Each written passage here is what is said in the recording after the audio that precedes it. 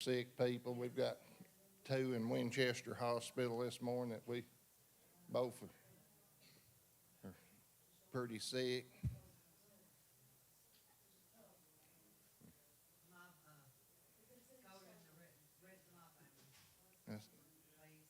Becky Nolan asked me to pray for somebody there. Let's remember that request this morning. They got picked. John.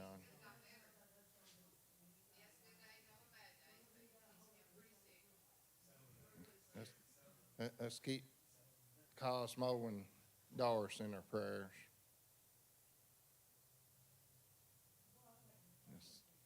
Help. I talked to a young lady yesterday morning that asked her about going to church and talking to her, and she said she just didn't feel welcomed in church. Had 2 little kids. It broke my heart because of having a nose ring, and I don't want to ever get to the place where we don't welcome somebody in this church.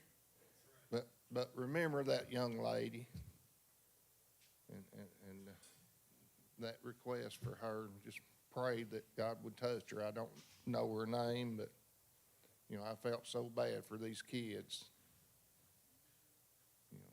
It's hard seeing kids and the family not being in church because they don't feel welcome. Dear Heavenly Father, we come to you this morning. We're thankful for this day and thank you for your many blessings. Lord, I pray for each request that's been made, all of our sick. And Lord, I pray for your healing hand upon our sick people, and pray that you touch our lost people, and just pray for your guidance, Lord. And I pray for your anointment in our services today, and your presence and your guidance, Lord, and just lead and direct us, Lord, for your glory. In Jesus' name I pray. Amen.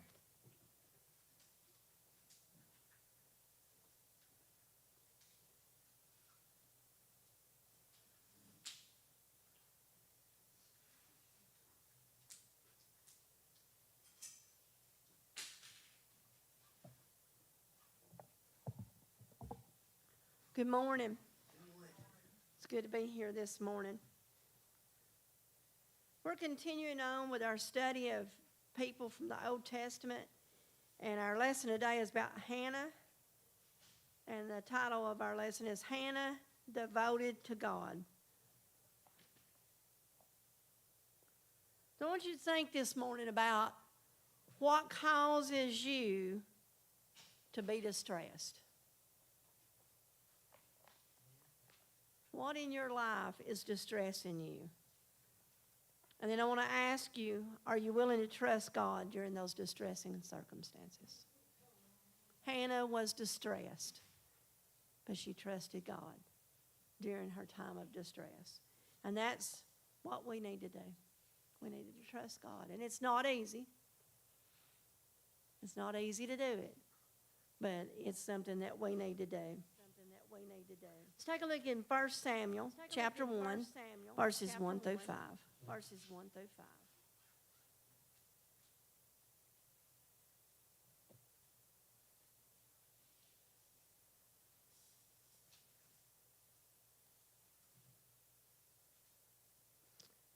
First Samuel chapter 1, verses 1 through 5 says, Now there was a certain man of Ramathaim Sophim of Mount Ephraim, and his name was Elkanah, the son of Jeroam, the son of Elihu, the son of Tohu, the son of Zuph, an Ephrathite.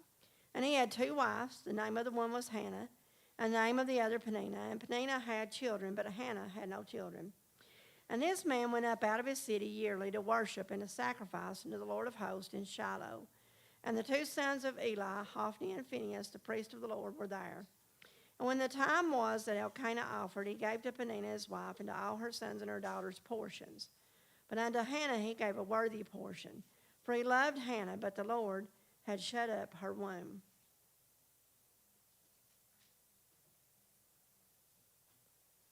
So during this time, many women were ridiculed for not having children. It was seen somehow as the woman's fault. And very often people would look at them and say, well, you must have sinned against God, and that's why God's not blessed you with children. They were seen as being cursed by God for some reason. What have you done wrong that you can't bear children? And Hannah's husband, Elkanah, loved Hannah, and he didn't seem to be blaming her for being childless. But Elkanah had 2 wives. And,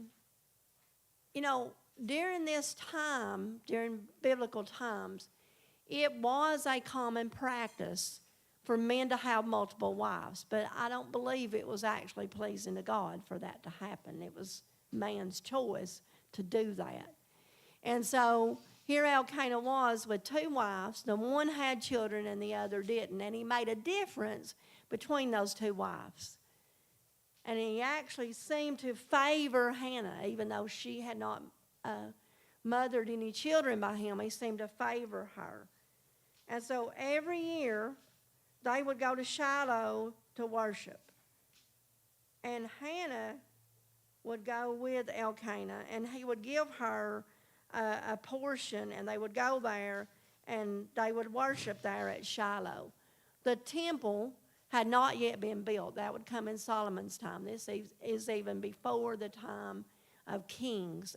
In fact, Hannah's son Samuel would be the one that would anoint Saul king, anoint David king. He anoint several kings of Israel and be the prophet in Israel. So this is before that time, and people would go there to Shiloh, to the tabernacle, the tent that they had used in the wilderness, and they would worship there at Shiloh. And so they would go every year up there to that place. And then let's look at verses 6 through 8. And her adversary also provoked her sore for to make her fret, because the Lord had shut up her womb. And as he did so year by year, when she went up to the house of the Lord, so she provoked her. Therefore she wept and did not eat. Then said Elkanah, her husband, to her, Hannah, why weepest thou, and why eatest thou not? And why is thy heart grieved? Am not I better to thee than 10 sons? Peninnah, the second wife, was Hannah's adversary. She was her enemy. That's what they call her here, her adversary. And they're saying that she provoked Hannah. Every year, they go up to worship, and every year Elkanah would make this difference between the 2 wives, and every year Hannah would be agitated by this woman that had children because she didn't have any. And there was probably a lot of jealousy between the 2 of them. I just don't think as women we can share men. I just don't think that's in us, They're either they're ours or they're not. That's how I feel anyway. I'm not sharing my man with anybody. And so I think, that caused a lot of rivalry and jealousy between them. And so the only thing I guess Peninnah could think of that she had on Hannah was that she had kids and Hannah didn't. And so that was her way of dealing with this difference being made between the 2 of them. Favoritism sometimes is hard to deal with. As human beings, we don't like it when people play favorites, especially if it involves us.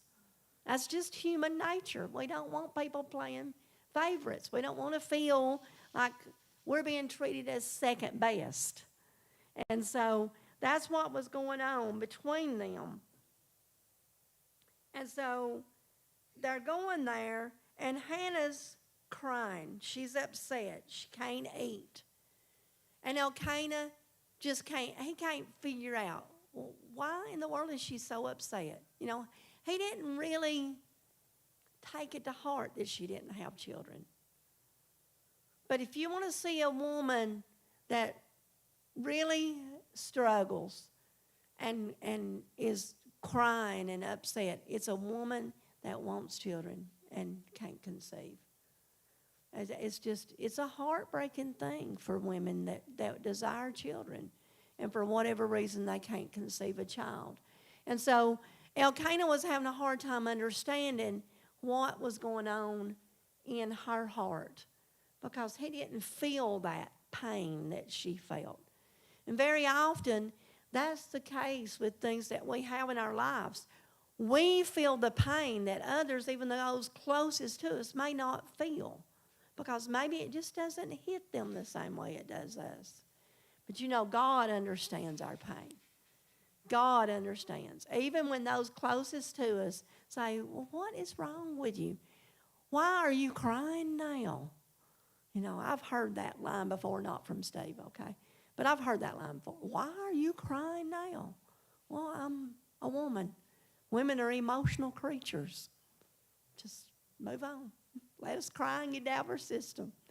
And so she's crying, and Elkanah is trying to figure out, what can I do to make her happy? He obviously wanted to make her happy, but he couldn't figure out what's the key here, because she won't eat. She's crying, and my goodness, I mean, I'm a good husband. Why does she think she needs kids?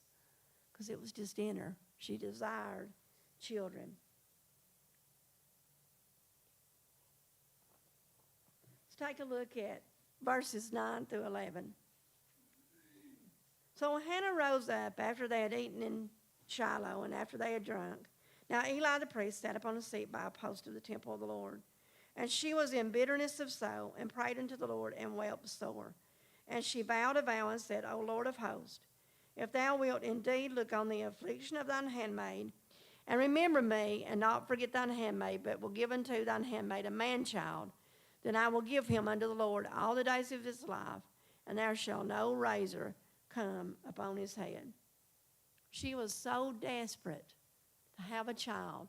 She was willing to take that child and raise it until the time it could be weaned and separated from her, and give that child back to the Lord for him to work in the temple, and her live a distance from that baby and just see him once a year. That's really being desperate to have a child. That's desperate. That's how desperate she was. She was willing to take that child and give him back to the Lord. Are you willing to surrender the thing you desire the most back to God? You know, we kind of see the same ideas with Abraham and Isaac here. God required Abraham to give his son back to him. He didn't have to actually kill him. That's what Abraham thought was going to happen. He thought he was going to have to sacrifice him. But when Abraham just showed obedience, he just said, God, I'll do it. And he went and he put Isaac on that altar. God gave him back to him. Sometimes the things that we desire, we've got to be willing to surrender to God. And he may or may not give that back to us. Just depends on whether or not he feels like we need what we're desiring. But we've got to make God our heart's desire. And if you're desiring something else above God, you're creating an idol in your life. And we've got to be careful about that. And so here Hannah was, surrendering this child back to God. Verses 12 through 18. And it came to pass as she continued praying before the Lord that Eli marked her mouth. Now Hannah, she spake in her heart. Only her lips moved, but her voice was not heard. Therefore Eli thought she had been drunken. And Eli said unto her, How long wilt thou be drunken? Put away thy wine from thee. And Hannah answered and said, No, my Lord, I am a woman of sorrowful spirit. I have drunk neither wine nor strong drink, but have poured out my soul before the Lord. Count not thine handmaid for a daughter of Belial, for out of the abundance of my complaint and grief have I spoken hitherto. Then Eli answered and said, Go in peace, and the God of Israel grant thee thy petition that thou hast asked of him. And she said, Let thine handmaid find grace in thy sight. So the woman went her way and did eat, and her countenance was no more sad. Here again, Hannah is misunderstood. She's in the altar, she's praying, she's seeking God for having a child. And she's praying, and she's so distraught that she can't even speak the words. Just her mouth is moving. There's no sound coming out. She's in such anguish that she can't really even talk. She's just there pouring her heart out to God. And Eli, the priest, judges her as being a woman who's drunk. And he confronts her with it. I find it ironic that Eli did this because his two sons, Hophni and Phinehas, were sinning there at the temple. Like just open sin. They were taking part of the sacrifice that wasn't even supposed to go to them to meet their own needs. They were meeting up with women at the temple. You know, they were two very evil young men. And Eli wouldn't take care of his own house, but he wanted to accuse a heartbroken woman of being a drunk. And she was in that altar praying and seeking God. And so she cried out to God. And once Hannah explained herself, Eli blessed her and told her to go in peace and for God to grant her request. She emptied out herself to God. Sometimes we just need to come before God and empty ourselves. Just tell Him what is deep down hurting us. What is deep down what we need from Him. And I think sometimes for myself, I can't speak for you, but for myself, it's almost like I'm just afraid to come clean before God. But you know what? You may as well, because He already knows. He already knows. Have you ever tried to hide something? Some of us will have to go way back in our minds to this, but have you ever tried to hide something from your parents? And you thought you had it hidden? And then all of a sudden they revealed they knew exactly what was going on? Or have you ever had your child to think they had something hidden?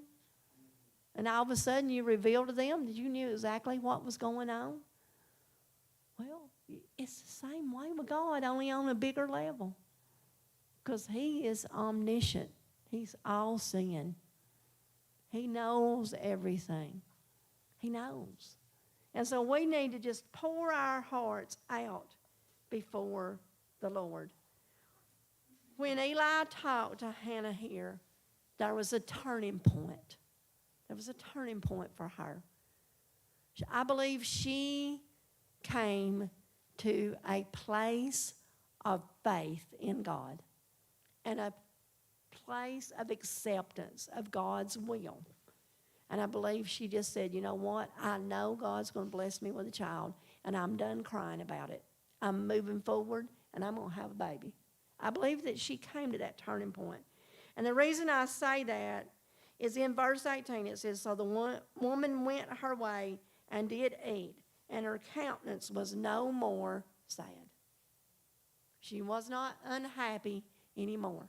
When people looked at her, she wasn't unhappy. When Elkanah, her husband, looked at her, she wasn't sitting there crying and all long-faced. God did something right then and there in that moment, in that altar. God can move on us in a powerful way when we surrender to Him. And that's what she did there. She surrendered to God. Her prayer transformed her. Let's take a look at verses 24 through 28. So we're going to jump down and kind of skip the part about her actually conceiving. She did conceive a child, and she did decide not to go to Shiloh, not to make that journey with a small child until it was time to wean him. So Elkanah would travel by himself from year to year until she had weaned Samuel. Let's look at verses 24 through 28. And when she had weaned him, she took him up with her with 3 bullocks and 1 ephah of flour and a bottle of wine, and brought him into the house of the Lord in Shiloh. And the child was young, and they slew a bullock and brought the child to Eli. And she said, O my Lord, as thy soul liveth, my Lord, I am the woman that stood by thee here, praying unto the Lord. For this child I prayed, and the Lord hath given me my petition which I asked of him. Therefore also I have lent him to the Lord. As long as he liveth, he shall be lent to the Lord. And he worshiped the Lord there. So Hannah finally had a child. She would have kept him home with her for about 2 to 3 years. Usually somewhere around age 2 or 3 is when children would be weaned, and they would kind of be old enough to be separated from the mother. And then she took him to Eli, and she surrendered him to the Lord. What a bittersweet moment that must have been. Can you imagine what devotion to God that took? For her to take her baby that she had raised up to about 2 or 3 years old and leave him. And nothing against men, but she left him with a man to look after a 3-year-old boy. We all kind of know guys just don't like shelter like women do. They don't. They just don't. You know, I'm always like, when we have the grandbabies around, I'm always like conscious of how they can get hurt. You know, I'm watching for the danger. I'm watching. And Steve's just kind of like, they're okay. I'm like, they don't need to be doing that. They might get hurt. And he's like, they're okay, baby. You worry too much. And I probably do. But that's just me. Women parent differently. God knew what he was doing. He wanted to put men and women together, raising their children so that there's a balance. We do the sheltering, and the men do the let them go. And somewhere in the middle, we balance each other so that those babies can grow and they can try new things. You know, this concrete floor is hard.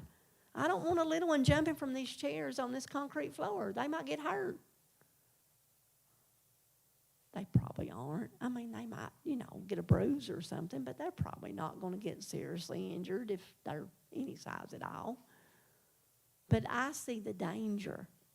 I do the sheltering, and that's kind of the way it is. So can you imagine taking your child and giving him over into the care of a man, and then you're a good journey away, and you're just going to go see him once a year? I can't imagine. She made a promise to God, and she stuck with it. Be careful what you promise, because you'll have to follow through with it. We need to be careful. We need to be very, very careful what we vow to God. We need to be sure that we're willing to make the sacrifice we're telling God we'll make, because it's pretty easy when the time comes to fulfill that vow to start backing up and going, I think I'd like to change my mind. What a struggle it must have been, but what a joy too, to know that God had given her a child and she was able to fulfill her promise to him. Let's look at 1 Samuel 2, 1 through 3. And Hannah prayed and said, my heart rejoiceth in the Lord. Mine horn is exalted in the Lord. My mouth is enlarged over mine enemies, because I rejoice in thy salvation. There is none holy as the Lord, for there is none beside thee, neither is there any rock like our God. Talk no more so exceedingly proudly. Let not arrogancy come out of your mouth, for the Lord is a God of knowledge, and by him actions are weighed.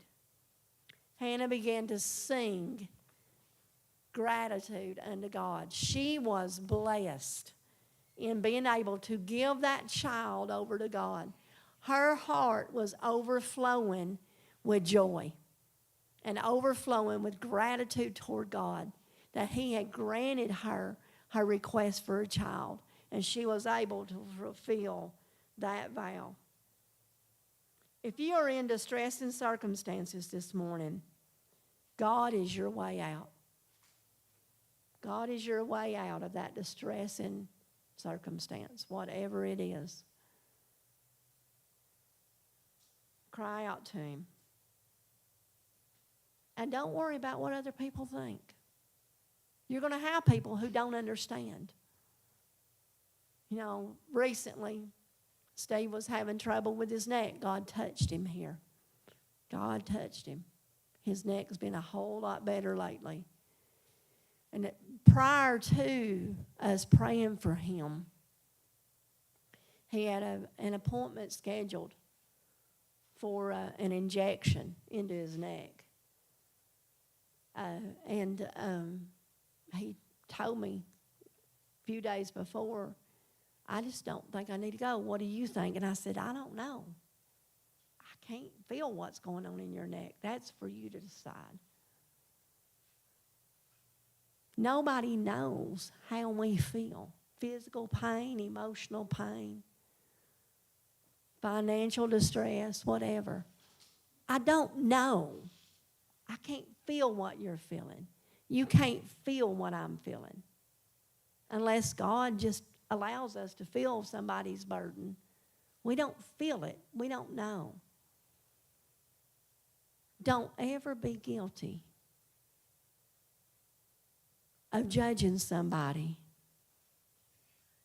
by how they respond to a situation, because you don't feel their pain. And don't ever allow yourself, if you're the person that's in pain, to worry about people judging you, because your prayer is between you and God. That's who it's between. If Sister Daphne comes this morning, she's in this altar crying out to God, I'm not going to judge her for how she cries out to God. She might cry and just shed tears. She might cry silently. She might cry loud enough that they can hear her at the junction. It's not my business. My business is to pray for her and support her in her walk with God, but not to judge her, because we all respond differently. I've seen God move on people and them just stand and tears just stream down their faces and not a sound coming from them. And I've seen people weep and wail until it just gave you chill bumps, you know. Just, that's right. That's right, Miss Betty. You know, it's up to us to pray for people and to support people, but not to judge them. Some people won't understand how you cry out to God. Cry out anyway. Because it's not about you and other people. It's about you and God. God understands us even when others don't. And God knows what we need. And He will give us what we need in due time.